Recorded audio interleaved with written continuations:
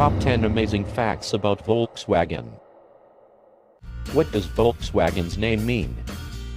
Translated literally, Volkswagen means people's car in German. This name was chosen because of the desire of the German government at the time for the everyday person to be able to own a car, rather than just the wealthy. The Volkswagen originated in Hitler's Nazi Germany. The Nazi government organization the German Labor Front was responsible for creating Volkswagen in 1937. Since all of Germany's cars at the time were luxury vehicles, only 1 out of 50 Germans could afford a car. Adolf Hitler wanted his country to compete with Western democracies, and ordered a car be manufactured that every German could afford. Germans were promised a Volkswagen on layaway. Once the Volkswagen program was officially started, German workers were encouraged to pay 5 Reichmarks a week into the program, for a total of 990 Reichmarks to buy the car.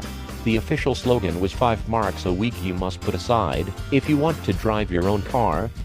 336,000 Germans paid into the program, but it was all for naught, as World War II broke out across Europe, and the savings plan of these would-be car owners was seized by the Russians in 1945. Ford turned down an offer to take over Volkswagen for free.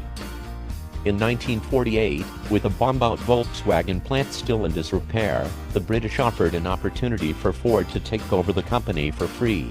Henry Ford's son Edsel traveled to Germany along with Ernest Breech, chairman of the Ford Motor Company, to investigate the company. When Henry Ford asked Breech for his opinion on the offer, Breech replied, "Mr. Ford, I don't believe that. What we are being offered here is worth a damn." Ford declined the offer. Volkswagen values its employees' downtime.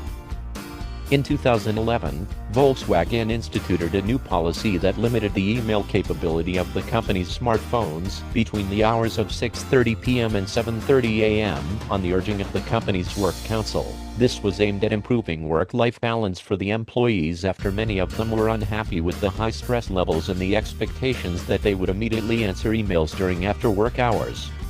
Volkswagen and Porsche have a long history. When the Volkswagen project was first launched, Adolf Hitler hired Ferdinand Porsche, the famous sports car founder, as the original Volkswagen designer and co-founder of the company. Over the years, the two companies have worked on various projects and had significant shareholder interest in each other, until in 2012, Volkswagen purchased the remaining shares of Porsche, effectively becoming its parent company. The Volkswagen Beetle is the longest produced vehicle in history. Forget the Toyota Camry, the Volkswagen Beetle was manufactured for 65 years. In that time, there were a total of 21,529,464 made. While most of them are found in Europe and Asia, a good percentage were probably bought up during the height of the hippie era. The Volkswagen Jetta makes diesel more popular.